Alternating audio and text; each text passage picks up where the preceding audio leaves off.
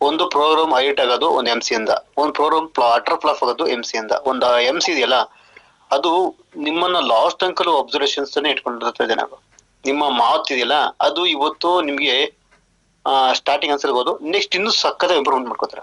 ಯಾವತ್ತು MC ಅಂತ ಕೊಟ್ಟಾಗ ಯಾವತ್ತು ಹಂಚ್ಕೋಬೇಡಿ, ನಾನು ಮಾಡ್ತೀನಿ ಅಂತ ನಿಂತ್ಕೊಳ್ಳಿ. ಹಾಗಾಗಿ ಯಾವ್ದೇ ಕಾರಣಕ್ಕೂ ಈ ವೇದಿಕೆ ಇದೆಯಲ್ಲ ಅವಕಾಶ ಸುಮ್ಮನೆ ಸಿಗಲ್ಲ. ಸಿಕ್ಕಿದೆ ಅಂದ್ರೆ ನಿಮ್ ಅದೃಷ್ಟ. ಅದು ಅವಕಾಶ ಬಳಸ್ಕೊಂಡಿದ್ರ ಅದನ್ನ ನಮ್ಮ ತಪ್ಪುಗಳು ಯಾರೇ ಆಗ್ಲಿ, ನಾನೇ ಆಗ್ಲಿ, ನನ್ನ ತಪ್ಪುಗಳು ನನಗೆ ಅರ್ಥ ಆದ್ರೂ ಸಾಕು, ಆಗ ನಾವೇ ಮಾಡ್ತೀವಿ, ನೆಕ್ಸ್ಟ್ ಅದನ್ನ ಕರೆಕ್ಷನ್ ಮಾಡ್ಕೊಳ್ತೀವಿ, ಹೌದಲ್ವಾ?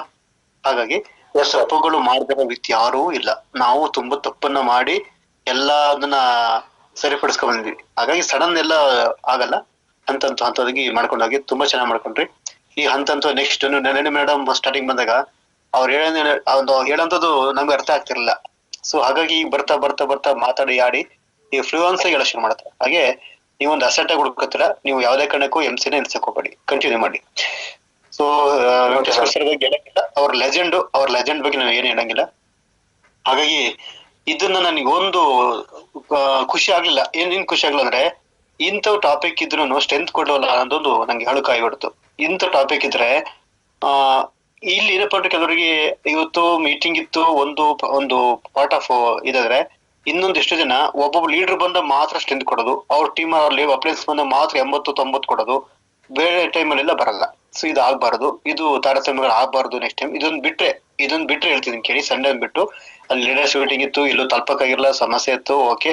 ಆದ್ರೆ ನೆಕ್ಸ್ಟ್ ಟೈಮ್ ಸೀತದನ್ನ ಗಮನಿಸ್ಕೊಂಡಾಗ ಆಗೋದು ಬೇಡ. ಇಲ್ಲೆಲ್ಲರೂ ಒಂದೇನೆ, ಎಲ್ರು ಬೆಳಿಬೇಕು, ಎಲ್ಲರೂ ವಿಷಯ ತಿಳ್ಕೋಬೇಕು, ಒಬ್ಬೊಬ್ರನ್ನ ಅವ್ರ ವಿಷಯ ತಿಳ್ಕೊಬೇಕಾಗತ್ತೆ. ಇವತ್ತು ಇವ್ರು ಹೇಳುವಂತ ವಿಷಯದಲ್ಲಿ ಎಷ್ಟು ಟಾಪಿಕ್ ಅಲ್ಲಿ ಕೆಲವೊಂದು ವಿಷಯ ನಾನು ತಿಳ್ಕೊಂಡೆ, ಹೌದು ಕರೆಕ್ಟ್ ಅಲ್ವಾ ಅಂತ.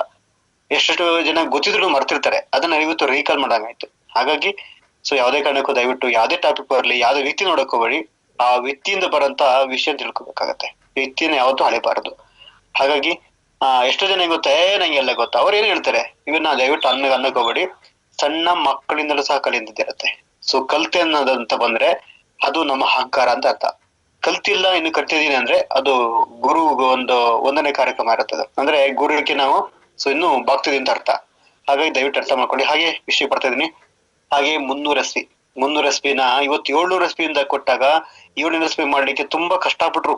ಸಾರ್ ಎಲ್ಲಿ ಮಾಡಕ್ಕಾಗತ್ತೆ ಸಾರ್ 700 SP ಅಂತ. ಅದನ್ನ 700 SP ಕೆಲವರು ಊಡಿಸ್ ಮಾಡಾಕ್ಬಿಟ್ರು. ಇದೇನ್ ಮೆಡಿಸನ್ ಮಹಾ ಅಂತ. ಆದ್ರೆ ಸಾಧಕನಿಗೆ ಯಾವ ದೊಡ್ಡದಾಗಲ್ಲ.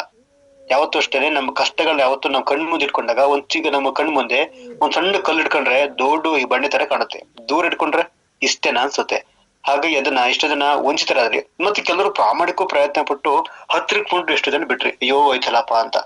ಆದ್ರೆ ಇವತ್ತು ಒನ್ ಮೋರ್ ಚಾನ್ಸ್, ಇವತ್ತು 300 SP ಯಾರೇ ಕೊಡ್ತಾರೆ, ಯಾರೇ ಕೊಡ್ತಾರೆ. ಒಂದ್ಸಲ ಹೋಗ್ಬಿಟ್ರೆ, ನಾನು ಕಳ್ಸಲ ಹೋಗಿದ್ದೆ ಒಂದ್ 6 month ಬ್ಯಾಕು, ಟೋಟಲಿ 20-25,000 ಖರ್ಚಾಯ್ತು 4 ಜನದ. ಅಷ್ಟು ಖರ್ಚಾಯ್ತು. ಅದ್ ಅರ್ಥ ಮಾಡ್ಕೊಂಡು ಇವತ್ತು ಅಷ್ಟು ಖರ್ಚಾದ್ರೂ ನಮ್ಗೆ ಇನ್ನೂ ಬೇಕು ಅನ್ಸ್ಬಿಡ್ತು. ಇನ್ನು ಕೆಲವೊಂದು ನೋಡಕ್ಕಾಗಲ್ಲ, ಆದ್ರೆ ಅಷ್ಟು ಖುಷಿ ಇರ್ಲಿಲ್ಲ. ಗಂಡ ಹೆಂಡತಿ ಮಕ್ಳ ಜೊತೆ ಹೋದಾಗ ಖುಷಿ ಇರಲ್ಲ, ಆದ್ರೆ ಒಬ್ಬ ಆರ್ಕೆ ಫ್ಯಾಮಿಲಿ ಜೊತೆ ಹೋದಾಗ ಆ ಖುಷಿನೇ ಬೇರೆ.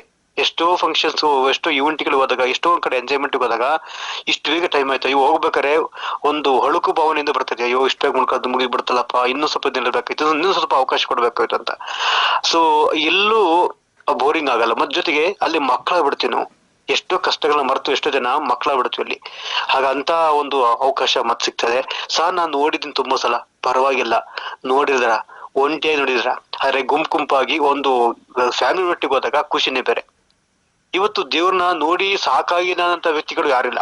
ನೋಡಿ ಒಂದ್ಸಲ ಇನ್ನೊಂದ್ಸಲ ನೋಡ್ಕೊಂಡ್ ಬನ್ನಿ. ಮತ್ ಜೊತೆಗೆ ಅಲ್ಲಿ ಜಾತಿನಕ್ಕಿಂತ ಹೆಚ್ಚಿಗೆ ಒಂದು ಪವಿತ್ರ ಸ್ಥಳ ಅಂತ ತಿಳ್ಕೊಂಡು ಹೋಗ್ಬಿಡೋಣ. ಅಲ್ಲಿ ಒಳ್ಳೆ ಪುಣ್ಯಕ್ಷೇತ್ರಗಳು ಇರೋದಕ್ಕಿಂತ ಹೆಚ್ಚಾಗಿ ಒಳ್ಳೆ ಒಂದು ಪ್ಲೇಸ್ ಸಿಗ್ತವೆ. ಬರೀ ಅದೊಂದೇ ಅಲ್ಲ, ದೇವಸ್ಥಾನ ಒಂದಿಲ್ಲ, ಬೇಡ ಈಚೆ ನಿಂತ್ಕೊಳ್ಳಿ, ಬರಲಿಲ್ಲ ನಿಂಚೆ ನಿಂತ್ಕೊಳ್ಳಿ.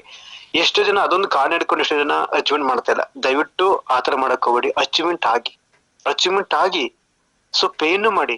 ನಿಮ್ಮಲ್ಲಿ ಯಾರೋ ಒಬ್ಬ ಒಳ್ಳೆ ಸಾಧಕ ಇದ್ರೆ, ನಿಮ್ಮಲ್ಲಿ ಯಾರೋ ಒಬ್ಬ ವ್ಯಕ್ತಿ ಒಳ್ಳೆ ವ್ಯಕ್ತಿ ಇದ್ರೆ, ಆ ವ್ಯಕ್ತಿನ ನೋಡಪ್ಪ ನನ್ನ ಸ್ಪಾನ್ಸರ್ ಇಂದ ನಿನ್ನ ಕಳ್ಸ್ಕೊಡ್ತೀನಿ ಹೋಗ್ಬ ಅಂದಾಗ, ಆಗ ಅವ್ನ್ ಖುಷಿಯಿಂದ ಹೋಗಲ್ವಾ?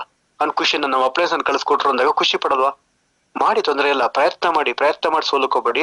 ನಿಮ್ ಹೆಸರು ಬರ್ಬೇಕಲ್ಲ ಫ್ರೆಂಡ್ಸ್. ನಿಮ್ ಹೆಸರು ಬರೋದು ಯಾವಾಗ? ನಿಮ್ಗೆ ಒಂದು ಅವಕಾಶ ಸಿಕ್ಕಿದೆ. ಅವಕಾಶ ಪ್ರತಿ ಸಲ ಸಿಗಲ್ಲ. ಕೇವಲ 300 ಕೊಟ್ಟು ಮಾಡಿದಂದ್ರೆ ನಮಗೆ ನಾವು ಅರ್ಥ ಮಾಡ್ಕೋಬೇಕು, ನಮ್ಮನ್ನ ನಾವು ದಂಡಿಸ್ಕೋಬೇಕು ಏನಪ್ಪಾ ಅಂದ್ರೆ ನನ್ನ ಕೈಲಿ 15 ದಿವಸ ಟೈಮ್ ಕೊಟ್ಟರು ಮುಂದುವರಿಸಿ ಮಾಡಕ್ಕಾಗಿಲ್ಲ ಅಂದ್ರೆ ನನ್ನ ಲೀಡರ್ಶಿಪ್ಗೆ ಅವಮಾನ, ಇದು ಅವಮಾನ ಅಂತ ತಿಳ್ಕೊಬೇಕು. ಇಂತು ಚಿಕ್ಕ ಚಿಕ್ಕ ಕಣ್ಣ ಒಂದು ಅವಶ್ಯಕತೆಯನ್ನ ಕೂಡ ನಾವು ನಿಗಿಸ್ಲಿಲ್ಲ ಅಂದ್ರೆ ತುಂಬಾ ಕಷ್ಟ ಆಗುತ್ತೆ. ಆಮೇಲೆ ಇವತ್ತು ಮುಂದುವರಿಸ್ಬೆಲ್ಲ 50 SB ಕೊಟ್ಟರು ಎಷ್ಟು ಜನ ಮಾಡಲ್ಲ. ಸಾರ್ ಸ್ವಲ್ಪ ಕಮ್ಮಿ ಆಗಿರೋ ಮಾಡ್ತಿದೆ ಸರ್, ಗ್ಯಾರಂಟಿ ನೆಕ್ಸ್ಟ್ ಮಾಡ್ಸನಂತೆ. ಇಲ್ಲಿ ಲೋಕಲ್ ಯಾವ ಅಕಸ್ಮಾತ್ ಲೋಕಲ್ ದೇವ್ರಿಗೆ ಇಲ್ಲಿ ಸುತ್ತಮುತ್ತ ಹಾಸನ ಸುತ್ತಮುತ್ತ ಯಾವ್ರಿದೆ ಮಾಡಾಕತ್ತೀವಿ 20 SB 5 SB ಮಾಡ್ಸಕ್ಕಾಗತ್ತೆ. ಓಕೆನಾ, ಅವನು ಕೆಲವರು ಮಾಡಲ್ಲ. ಇವತ್ತು ಹೇಗ್ ಮಾಡ್ಬೋದು ಅಂದ್ರೆ ಮುಂದುವರಿಸ್ಬಿನ ಡೈಲಿ ಅಟ್ಲೀಸ್ಟ್ ಒಂದ್ 20 SB ಮಾಡಕ್ಕಾಗಲ್ವಾ? 20 SB ಮಾಡ್ಕೊಬನ್ನಿ, 20 SB ಮಾಡ್ಕೊಬನ್ನಿ, 25 SB ಇರ್ಬೋದು, 26 SB ಇವನ್ನೆಲ್ಲ ಮಾಡ್ಕೊಳ್ಳಿ, ಹ್ಯಾಬಿಟ್ ಮಾಡ್ಕೊಳ್ಳಿ. ಇವನ್ ಮಾಡ್ಕೊ ಬಂದಾಗ ನಿಮ್ಗೆ ಇನ್ನೂ ಎಷ್ಟೊಂದ್ ಕಡೆ ಕೌಂಟಿ ಸಿಕ್ಬಿಡತ್ತೆ. ಯಾವ್ದು ಬೇಡ, ಬರೀ 10 SB ಮಾಡ್ಕೊಬನ್ರಿ, 10 SB ಮಾಡ್ಕೊಬನ್ನಿ, ಹೆಚ್ಚು ಕಮ್ಮಿ ಆಗ್ಬಿಡುತ್ತೆ. ಡೈಲಿ ನೀವು 10 ಬೇಡ, ಬರೀ 12 SB ಮಾಡ್ಕೊಂಡ್ರೆ sir daily per day 12 SB ಮಾಡ್ಕೊಂಡ್ರು ನಿಮ್ಮ ಆಫರ್ ವಿನ್ ಆಯ್ತಾರ ಫ್ರೆಂಡ್ಸ್. ಆಫರ್ ವಿನ್ ಆಗಿರ್ತಾರ. ಇಷ್ಟನ್ನೂ ಮಾಡಕ್ಕಾಗಲ್ಲ. ಡೈಲಿ 10 ಜನಕ್ಕೆ ಒಂದು ಪೇಸ್ಟ್ ಕೊಡಕ್ಕಾಗಲ್ಲ ನೋಡ್ರಿ ನಮ್ ಕೈಲಿ. ಒಂದು ಭೂಮ್ ಕಪ್ ಡೈಲಿ ಕೊಡಕ್ಕಾಗಲ್ವಾ ಫ್ರೆಂಡ್ಸ್ ನಮ್ ಕೈಲಿ? ಯಾರವ್ರು ಒಂದು ಪ್ರಮೋಷನ್ ಮಾಡಕ್ಕಾಗಲ್ವಾ? ಅಥವಾ ಅಗ್ರಿಕಲ್ಚರ್ ಪ್ರಾಡಕ್ಟ್ ಬಗ್ಗೆ ಪ್ರಮೋಷನ್ ಮಾಡಕ್ಕಾಗಲ್ವಾ? ಯಾಕಾಗಲ್ಲ? ನನಗೆ ಬೇಕು, ನನಗೆ ಅವಶ್ಯಕತೆ ಇದೆ ಅಂತ ನನಗೋಸ್ಕರ ಕೆಲಸ ಮಾಡ್ಬೇಕು ಅಂತ ನಿಮ್ಗೆ ಯಾಕೆ ಅನ್ಸಲ್ಲ? ನಿಮಗೆ ಯಾಕೆ ನೀವು ಅದನ್ನ ಜವಾಬ್ದಾರಿ ತಗೊಳಲ್ಲ? ಸೊ ಇನ್ನೂ ನಮ್ ಸದಸ್ಯರಿಗೆ ಮತ್ತೊಮ್ಮೆ ಹೇಳ್ತೀನಿ ಸರ್, ಇನ್ನು ಅವಕಾಶಕ್ಕೆ ಈ ತರ ಯಾವ್ದೇ ಕಡೆ ಆಫರ್ ಬಿಡಕೋಬೇಡಿ, ಸ್ಟಿಟ್ಟೆ ಮಾಡಿ ಸರ್ ಅಂತ ಹೇಳಿದ್ವಿ. ಮೋಸ್ಟ್ ಆಫ್ ಸ್ಟಾಪ್ ಮಾಡಕ್ ಮಾಡಿದ್ರು. ಎಷ್ಟು ಜನಗಳು ರ್ಯಾಂಕ್ ಆಗ್ತದೆ, ಅವ್ರು ಒಂದು ಒಳ್ಳೇದಾಗ್ಲಿ ವೇದಿಕೆ ಹಚ್ಚಿ ಅನ್ನೋ ಉದ್ದೇಶಕ್ಕಾಗಿ ಬಿಟ್ರು. ಮತ್ತೆ ಆಕ್ಚುಲಿ ನಾವು ಕೊಡೋಂತ ದುಡ್ಡಲ್ಲಿ ನಾವು ನಮ್ಮ ಸಂತೋಷ್ ಸರ್ ಕರ್ಕೊಂಡು ಬರಕ್ ಆಗಲ್ಲ. ಅವರ ಪಾಕೆಟ್ ಇಂದ ಲಕ್ಷ ಹಾಕ್ಬೇಕ್ರಿ, ಲಕ್ಷ ಹಾಕ್ಬೇಕು. ಕೇಳ್ಕೊಂಬನ್ನಿ. ಒಂದ್ಸಲ ಬರ್ತಿರಲ್ಲ, ಆ ಚಾರ್ಜ್ ಹೆಚ್ಚು ಕಮ್ಮಿ ಕಷ್ಟ ಇದೆ, ಅಲ್ಲಿ ಖರ್ಚಾಗತ್ತೆ ನಿಮ್ಗೆ. ಆ ಚಾರ್ಜ್ ಎಷ್ಟು ಹೆಚ್ಚು ಕಮ್ಮಿ ಖರ್ಚಾಗತ್ತೆ. ಸೊ ಹಾಗಾಗಿ ತುಂಬಾ ಕಷ್ಟ. ಇವತ್ತು ಇಷ್ಟಪಟ್ಟು ಹೋಗ್ತಿದ್ದೀನಿ ಅಂತ ಅನ್ಕೊಂಡು ಸೊ ಇವತ್ತು ಸಾಧಕನಾಗಿ ಹೋಗಿ ನೀವು ಮಾಮೂಲಿ ಹೋಗ್ಬರೋದು ಮಾಮೂಲಿ ಆಗುತ್ತೆ, ಒಬ್ಬ ಸಾಧಕನಾಗಿ ಹೋಗ್ಬರೋದು ನಿಮ್ಗೆ ಹೆಮ್ಮೆ ಇರುತ್ತೆ. ಜೊತೆಗೆ ಅಲ್ಲಿ ಹೋದಾಗ ಒಂದು ಒಳ್ಳೆ ಇವೆಂಟ್ಸ್ ಇರುತ್ತೆ ನೋಡಿ. ಮೊನ್ನೆ ಇದಕ್ಕೆ ಹೋದಾಗ ನಾವು ತುಂಬಾ ಖುಷಿ ಪಟ್ಟಿದಂದ್ರೆ, ನಾವು ಇದಕ್ಕೆ ಹೋದಾಗ ಊಟಿಗೆ ಹೋದಾಗ ತುಂಬಾ ಖುಷಿ ಪಟ್ಟೆ. ಎಲ್ಲೂ ಬೋರಿಂಗ್ ಆಗಲ್ಲ ನಂಗೆ, ತುಂಬಾ ಹ್ಯಾಪಿ ಪಟ್ಟು ನಾವಂತೂ. ಆ ವಾತಾವರಣ, ಚಿಲ್ಡ್ ವಾತಾವರಣ. ಸೊ ಮತ್ತೊಂದ್ಸಲ ಬಿಟ್ಟರು ಸಾಕಲ್ಲ ಅಂತಿದ್ದೀನಿ, ಅಷ್ಟು ಸಖತ್. ನನ್ಗೆ ಬೇರೆ ಇಷ್ಟ ಎಷ್ಟಾಗ್ತದೆ ಗೊತ್ತಿಲ್ಲ, ನನಗಂತೂ ಭಾರಿ ಇಷ್ಟ ಆಯ್ತು ನಂಗೆ. ಅದು ಒಳ್ಳೆ ಪ್ಲೇಸ್ ಅದು. ಆ ತರದ್ದು ಈ ತರದ್ ಎಲ್ಲೋದ್ರು ನಮ್ಗೆ ಯಾವುದೇ ಫಂಕ್ಷನ್ ಹೋದ್ರು ಬೋರಿಂಗ್ ಆಗಲ್ಲ. ಹಾಗಾಗಿ ಒಂದ್ಸಲ ನಿಮ್ಮ 4 ಗೋಡೆ ಮನೆ ಇದ್ದು ಬೇಸಾಕಿ ಲೈಫಲ್ಲಿ ಎಲ್ಲ ಬೋರಿಂಗ್ ಆಗಿರುತ್ತೆ. ಅದೇ ಜೀವನ, ಅದೇ ಲೈಫಲ್ಲಿ ಒದ್ದಾಡ್ತಾ ಇದ್ದಾರೆ, ಅದೇ ಕಷ್ಟಗಳು ಬರ್ತಾ ಇರುತ್ತೆ. ಈ ಲೈಫ್ ಎಂಜಾಯ್ ಮಾಡೋದು ಯಾವಾಗ? ದಿನ ಕಳೆದಂಗೆ ವಯಸ್ಸಾಗ್ತಾ ಇರುತ್ತೆ. ಲೈಫಲ್ಲಿ ಎಂಜಾಯ್ ಮಾಡೋದು ಯಾವಾಗ?